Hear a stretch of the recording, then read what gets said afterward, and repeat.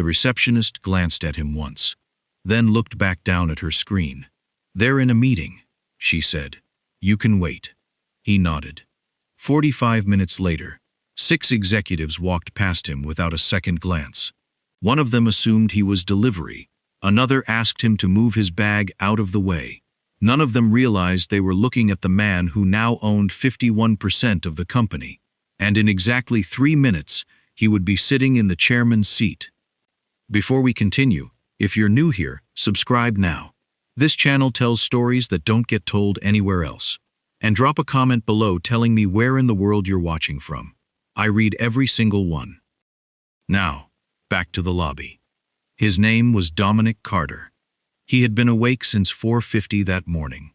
Not because of nerves. Dominic Carter had not been nervous about a meeting in a long time. He was awake because his daughter Zoe had a science presentation at 8:15, and she had asked him the night before if he would check her note cards one more time before she went to sleep.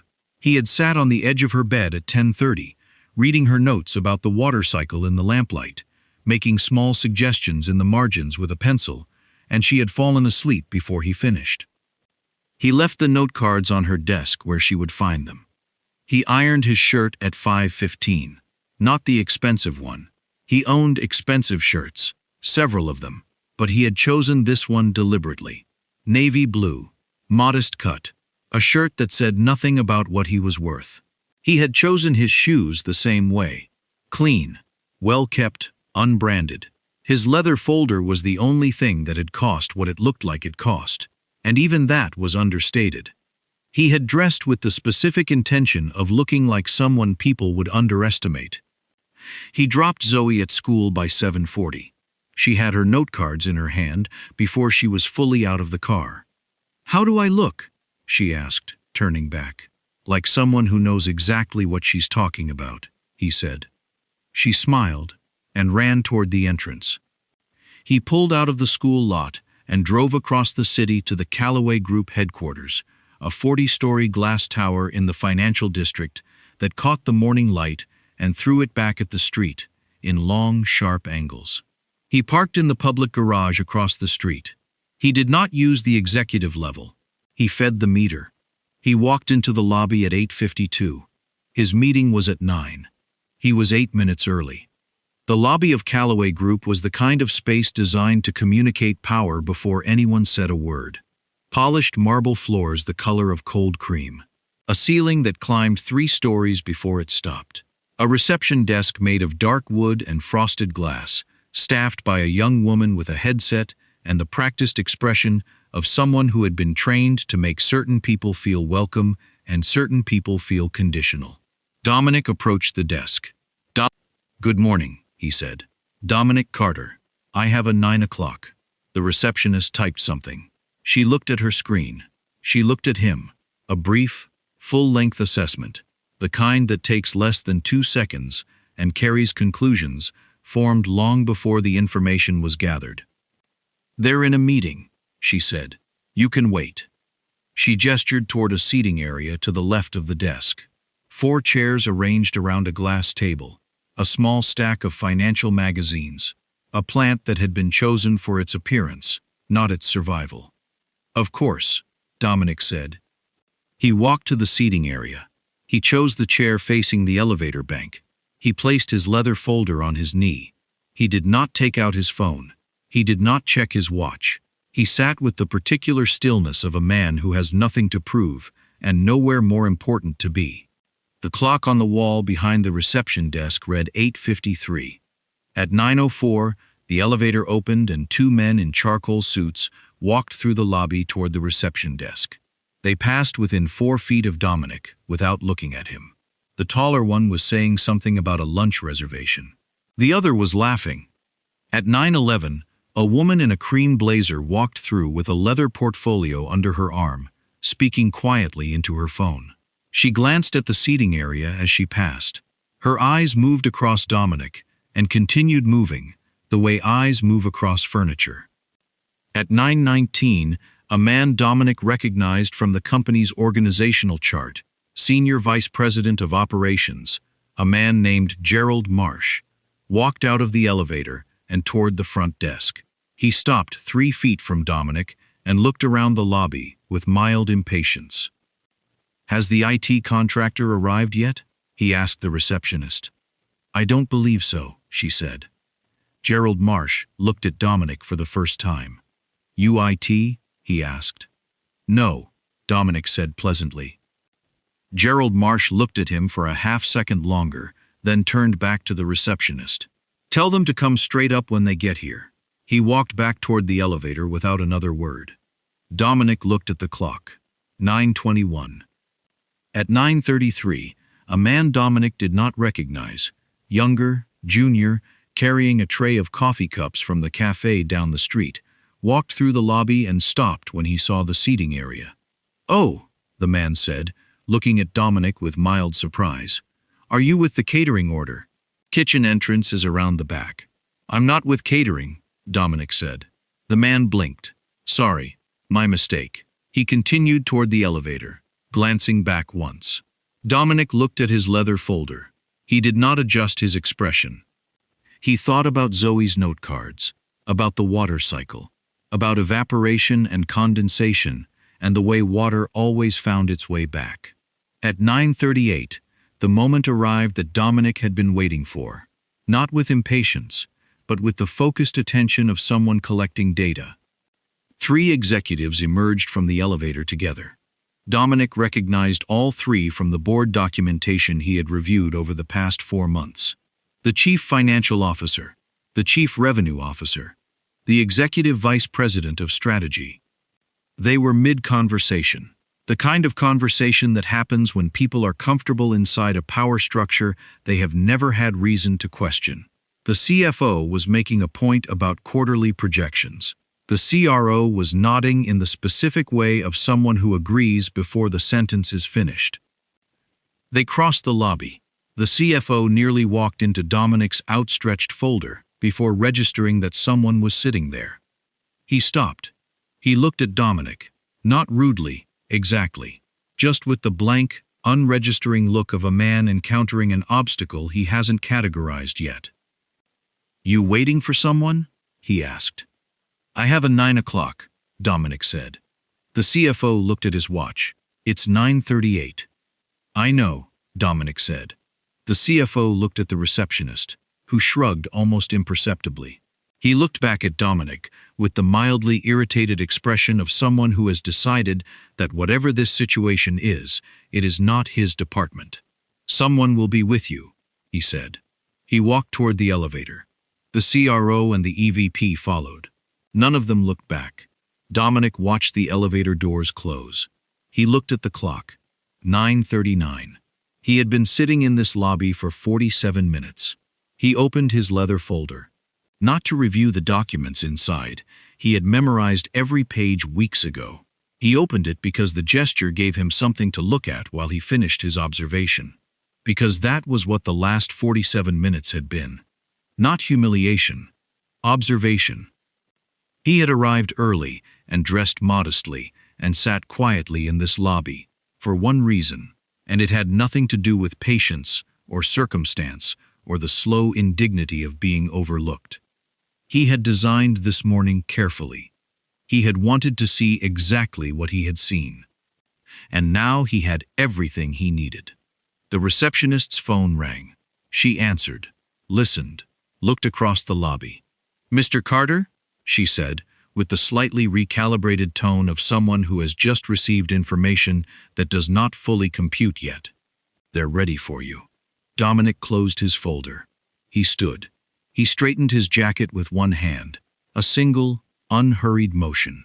He picked up the leather folder, and he walked toward the boardroom. Not quickly, not slowly, at exactly the pace of a man who owns the floor he is walking on. The boardroom of Callaway Group occupied the northeast corner of the 32nd floor. It was a serious room, dark wood paneling, a table long enough to seat 14, a wall of windows that looked out over the financial district, with the particular arrogance of a view that had been engineered to remind everyone sitting beneath it exactly where they were in the order of things. 6 executives were already seated when Dominic walked in. He recognized all of them. He had been studying their files for 4 months. Gerald Marsh, Senior Vice President of Operations, sat nearest the door. To his left, the CFO, a man named Robert Fenn, who had nearly walked into Dominic's folder in the lobby 20 minutes ago.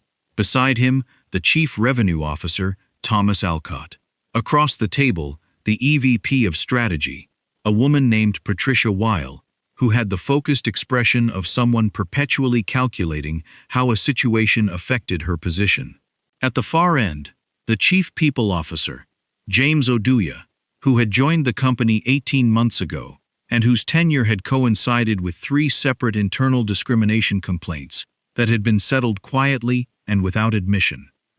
The 6th seat belonged to the acting CEO, a man named Charles Whitmore, who sat at the head of the table, or what he believed to be the head of the table, with his hands folded and the comfortable authority of a man who had occupied that chair for long enough to stop noticing it. No one stood when Dominic entered. No one made eye contact immediately. Charles Whitmore glanced up from a document, assessed Dominic in the same 2-second window the receptionist had used downstairs, and gestured to a single chair positioned slightly apart from the main table. A chair that had been placed there deliberately. Not at the table, adjacent to it. The chair you put someone in when you want them to know they are present, but not participating. "Have a seat," Whitmore said. "HR will be joining us shortly to walk through the process." Dominic looked at the chair. He looked at the table. He walked to the chair adjacent to the table and sat down. He placed his leather folder on his knee. He looked around the room with the quiet attention of a man reading a room he has already read on paper and is now confirming in person. Robert Fenn leaned toward Thomas Alcott and said something at a volume designed to be heard. HR said the candidate had an unusual background. Alcott nodded without looking up from his phone. Dominic heard it. He said nothing. Patricia Weil was the first to address him directly. She did it with the brisk efficiency of someone who considered this portion of the morning a formality to be completed before the actual meeting began. "So," she said, setting her pen down and looking at him with calibrated interest, "walk us through your background. Keep it concise. We have a full agenda." Dominic looked at her. "What specifically would you like to know?" "Leadership experience," she said. "At this level, we need someone who can move quickly. The company is in a transition period, and we don't have room for a learning curve." "What kind of transition?" Dominic asked. Weil blinked. It was the blink of someone who had expected a different kind of response.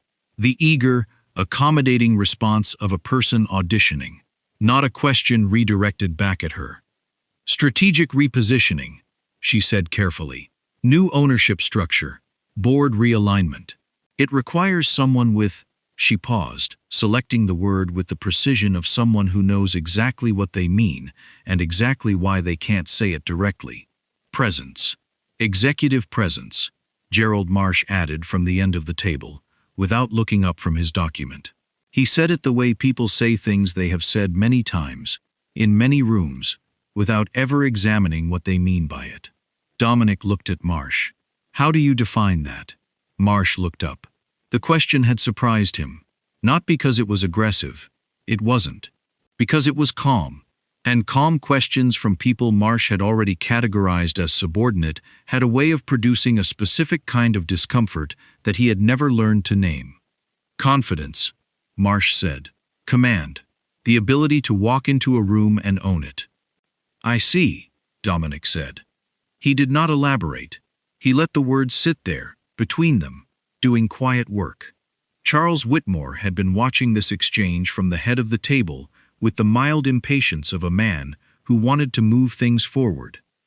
"Let me be direct," Whitmore said, in the tone of someone who believed directness was a virtue he had exclusive access to. "We're looking for a very specific profile. This company has a culture. It has a history, and the person who steps into this role needs to understand that culture and respect that history." He looked at Dominic with the particular expression of a man delivering a message he believes is subtle. "Have you worked in an environment like this before?" he asked. "Yes," Dominic said. "At what level?" "The highest level," Dominic said. Whitmore smiled the smile of a man who has decided that the answer he just received is charming, but not credible. Can you be more specific? Not yet, Dominic said. The smile held, but something behind it shifted, a small recalibration. The CFO looked up from his document for the first time. Patricia Wiles set her pen down. The room had changed temperature by approximately 2 degrees, and no one could have said exactly why. It was James Oduya, the chief people officer, who said the thing that needed to be said. He said it in the measured, careful tone of a man who had spent his career learning to deliver uncomfortable truths inside comfortable language. I want to be transparent with you, Oduya said, looking at Dominic with an expression that managed to be simultaneously apologetic and condescending. We have concerns about fit, not about your qualifications. I'm sure your background is impressive, but fit is about more than qualifications. It's about alignment. And frankly, he paused, choosing his next word with the care of someone selecting a tool. You don't present in the way we typically see at this level. The table was quiet. Gerald Marsh studied the document in front of him with sudden intensity. Robert Fenn poured himself a glass of water. Thomas Alcott looked at his phone. Patricia Weil looked at the window. Dominic looked at James Oduya for a long moment. How do I present? Dominic asked. Oduya opened his mouth, then closed it, because the question, asked that calmly, in that room, made the answer impossible to give without saying something that could not be taken back. The silence stretched, and inside that silence, something shifted in the room, not dramatically, not with raised voices or visible confrontation, but in the way that the air in a room shifts when everyone present simultaneously realizes that the conversation they are having is not the conversation they thought they were having. Dominic reached down. He opened his leather folder. He did not remove the documents yet. He looked at the table, at the 6 people sitting in the chairs arranged around it, in the serious dark wood room on the 32nd floor with the engineered view of the financial district, and he asked a question he already knew the answer to. Before we continue, he said, his voice carrying the particular quietness of someone who has no need to raise it, I want to clarify something. Whitmore looked at him. Go ahead. What role exactly do you believe I'm here to discuss? The question landed in the room like a stone dropped in still water. The ripples were immediate and visible. Whitmore straightened in his chair. Fenn looked up from his water glass. Oduya's expression underwent a rapid and involuntary recalculation. The Director of Regional Operations position, Whitmore said slowly. The posting closed last week. Dominic nodded. He looked down at the folder. He looked up at the table. I wasn't aware, he said quietly, that this was an interview. He removed the first document and placed it on the table in front of him. And the room went very still. The document Dominic placed on the table was a single page. Clean, unadorned. The kind of document that didn't need formatting to communicate its weight. He slid it to the center of the table without explanation, without theater. The way a man places something down when he knows the object will speak for itself. Charles Whitmore leaned forward. He read the first 3 lines. Then he stopped. He read them again. The room was quiet in the way rooms get quiet when the ground has shifted and no one has yet decided how to stand on the new surface. Robert Fenn reached across the table and turned the document toward himself. His eyes moved across the page with the rapid, practiced motion of a man trained to extract information quickly. Halfway down the page, his hand stopped moving. His fingers rested flat against the paper. He looked up at Dominic, then back at the paper, then at Whitmore. Charles, he said. His voice had lost its earlier register entirely. What replaced it was something quieter and considerably less certain. Whitmore was already reaching for his own copy. Dominic had anticipated this. He opened the leather folder and placed 5 additional copies on the table, one in front of each executive, with the unhurried efficiency of someone who has run this meeting in his mind many times and knows exactly how long each beat takes. The room filled with the sound of pages turning. Then silence. Then the specific, pressurized silence of 6 people absorbing the same information at slightly different speeds and arriving at the same destination. The document was a share acquisition agreement, executed 14 weeks ago, notarized, filed with the Securities and Exchange Commission, confirmed by the company's own legal counsel in a letter dated 3 weeks prior, a letter addressed to the board, which apparently had not been read with sufficient attention, or had been read and not fully understood, or had been understood and not fully believed. Dominic Carter had acquired controlling interest in Callaway Group through a structured purchase of shares across 3 holding entities over the course of 8 months. The acquisition had been legal, methodical, and entirely visible to anyone who had looked at the regulatory filings. No one had looked. Or rather, someone had looked and had seen a name on a document and had not connected that name to the man sitting in the lobby chair with the leather folder and the navy blue shirt and the clean, unbranded shoes. 51%. Majority shareholder. And effective as of 7 days ago, when the previous chairman had signed his letter of resignation and the board transfer authorization had been countersigned by 2 independent directors, Dominic Carter was the incoming chairman of Callaway Group.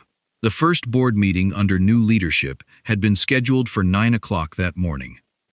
Patricia Weil set her copy of the document down with a precision that suggested she was using the act of setting it down to prevent herself from doing something else. Gerald Marsh had gone the particular color of a man whose blood pressure has just made a significant decision. James Oduya, the chief people officer who had looked at Dominic 12 minutes ago and told him, carefully and with professional courtesy, that he didn't present in the way they typically saw at this level, was looking at the table in front of him with the focused attention of a man who has discovered that the floor he is standing on is made of something other than what he believed. Thomas Alcott cleared his throat. No one said anything. Charles Whitmore was the first to speak. To his credit, he did not deflect. He did not reach for the language of misunderstanding or administrative error. He looked across the table at Dominic with the expression of a man taking stock of a situation that has moved entirely beyond his management. "Mr. Carter," he said. "Yes," Dominic said. A pause. "I think we may have." "You did," Dominic said. Not unkindly, simply accurately. Whitmore closed his mouth. Dominic reached into his folder one more time. He placed 3 additional documents on the table. The second was the board transfer authorization, countersigned and dated. The third was the chairman appointment letter, issued by the company's own legal office. The fourth was the agenda for that morning's board meeting, the meeting that had been scheduled for 9 o'clock, the meeting for which Dominic had arrived 8 minutes early, the meeting that had proceeded for 47 minutes without him because no one in this building had thought to connect the man in the lobby chair to the name on the filing. He slid the agenda to the center of the table. Everyone looked at it. Item 1. Introduction of incoming chairman. Item 2. Review of Q3 operational performance. Item 3. Leadership structure assessment. Item 4. Cultural audit findings and recommended actions. Patricia Weil looked at item 4. Something moved behind her eyes. Robert Fenn, who had spent 22 years in corporate finance and who prided himself on composure under pressure, made the mistake of reaching for a recovery. "Mr. Carter," he said, in the tone of a man attempting to reframe a situation he no longer controls, "I want to assure you that what happened this morning was simply a miscommunication," Dominic said. Fenn paused. "Yes. You mistook me for the IT contractor," Dominic said. "Then for catering. Then you told me someone would be with me and walked to the elevator." He looked at Fenn without hostility and without performance. "That's not a miscommunication. That's a pattern." Fenn had no answer for that. No one at the table did. Dominic let the silence run for a moment. Not for effect, because the silence was accurate, and accuracy mattered to him more than momentum. Then he spoke. "I arrived at 8:52 this morning," he said. "I sat in your lobby for 47 minutes. In that time, I was mistaken for a contractor, asked if I was with catering, told to move my bag, and informed by your chief people officer that I don't present in the way you typically see at this level. He paused. I want you to understand something. I already knew this company's quarterly numbers. I already knew your retention rates and your lawsuit exposure and your margin decline. What I didn't know, what I couldn't learn from a document, was how this leadership team treats someone they believe has nothing to offer them. He looked around the table. Gentlemen, and Patricia. A brief pause. Now I know. The room held its breath. Outside the window, the financial district continued its indifferent mourning. Traffic moved. People walked. The city performed its routine with complete disregard for what was happening on the 32nd floor. Dominic reached forward and straightened the agenda on the table. I believe, he said quietly, that you're sitting in my seats. He said it without emphasis. Without heat. He didn't need either. The sentence was already doing everything it needed to do. No one moved immediately. The sentence sat in the center of the table like something structural. Not a provocation. Not a performance. A fact, stated with the same precision Dominic used for everything that mattered. Charles Whitmore was the first to shift in his chair. He did it slowly, with the careful deliberateness of a man who understood that whatever he did next would be observed and remembered. He looked at the agenda. He looked at the chairman appointment letter. He looked at Dominic. Then he stood. He moved to the chair to his left, one seat down from the head of the table, and sat back down without a word. It was a small movement. It was not a small moment. One by one, with varying degrees of visible discomfort, the others reorganized themselves. Patricia Weil moved with her characteristic efficiency, as though the act of relocating could be made neutral if performed quickly enough. Gerald Marsh took longer, his jaw set, his eyes fixed on the middle distance. James Oduya moved without looking at Dominic, which was its own kind of answer. Robert Fenn was the last. He stood.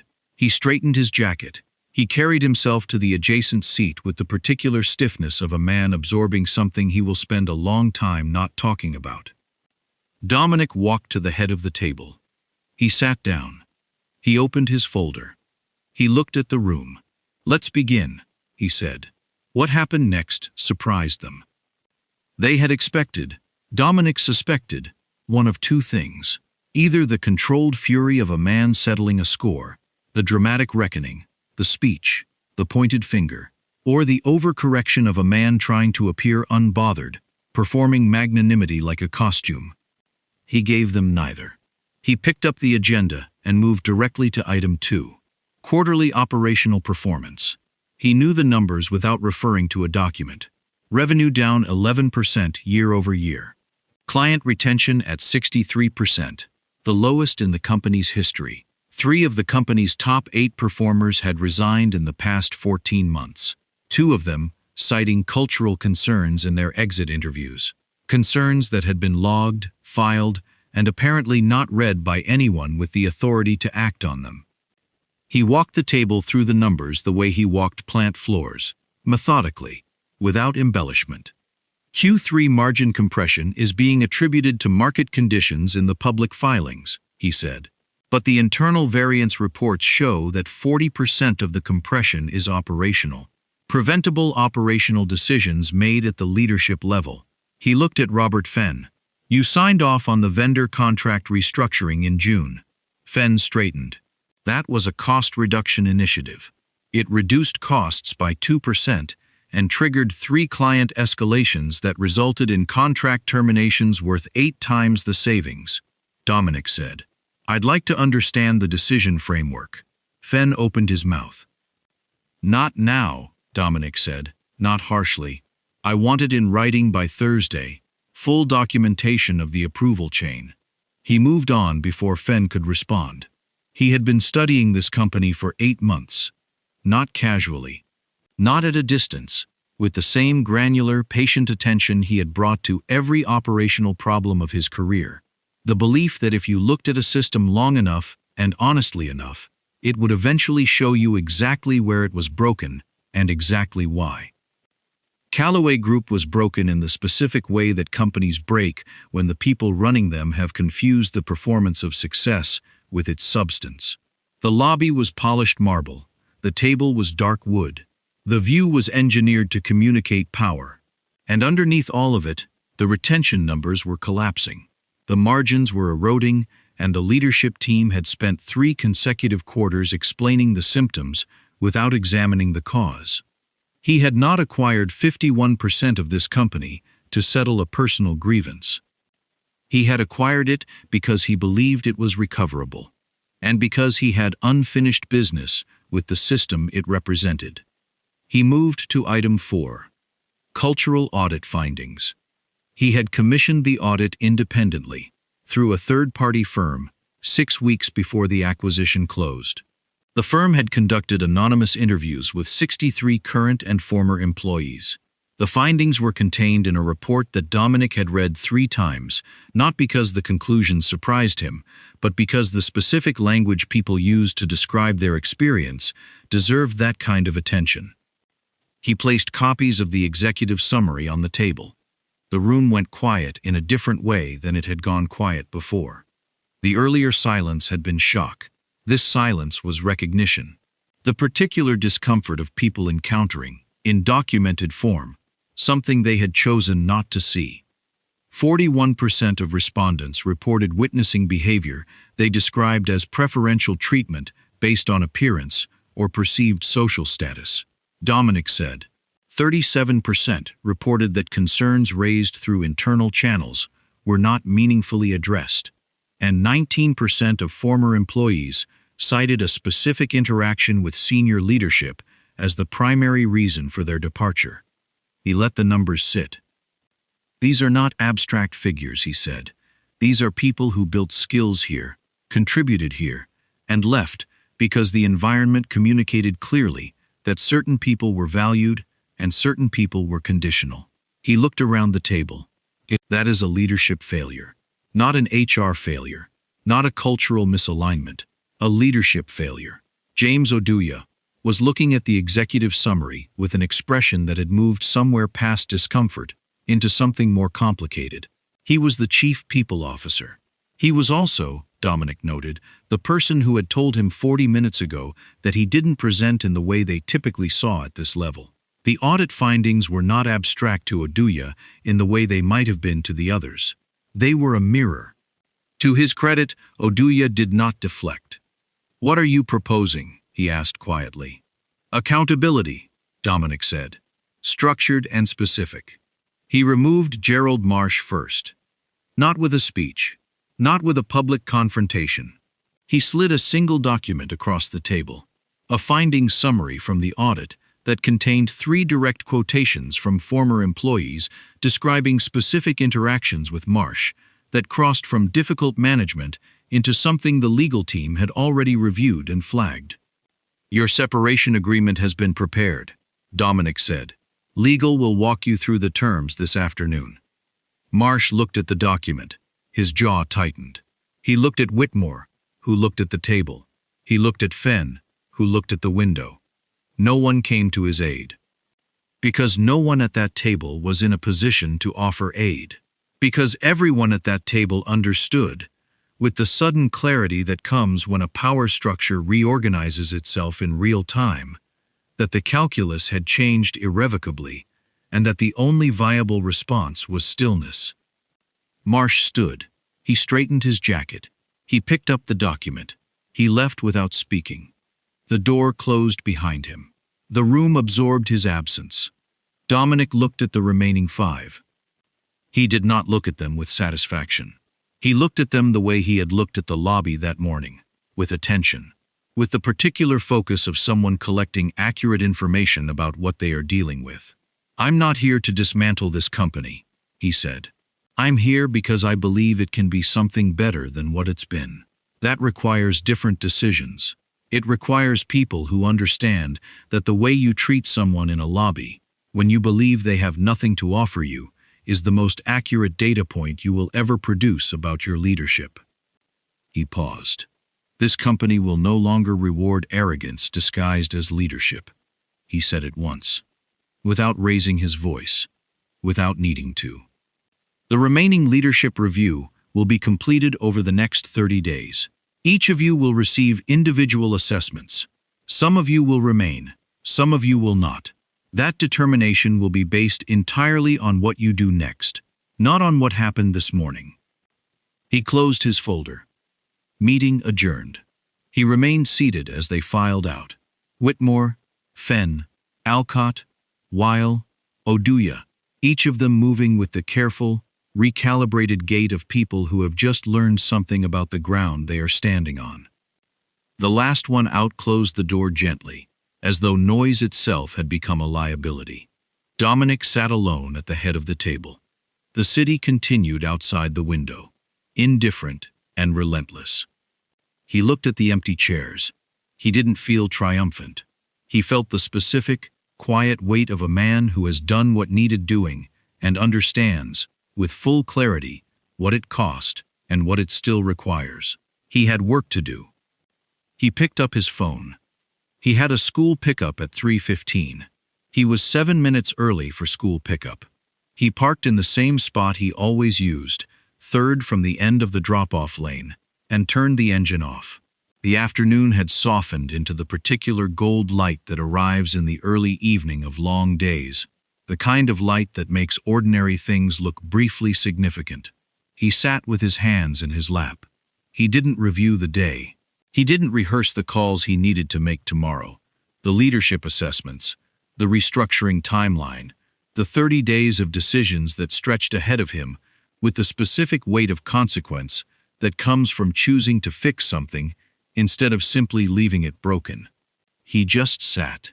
There was a version of this day he had imagined years ago, in a different lobby, in a different building, when he was younger and less patient, and still believed that the right outcome would arrive if he performed his competence loudly enough. He had learned, across the years and the setbacks and the long, unglamorous work of building something real from the ground up, that the right outcome didn't arrive. You constructed it, brick by brick, document by document, with patience that most people mistook for passivity and precision that most people mistook for luck. The school doors opened.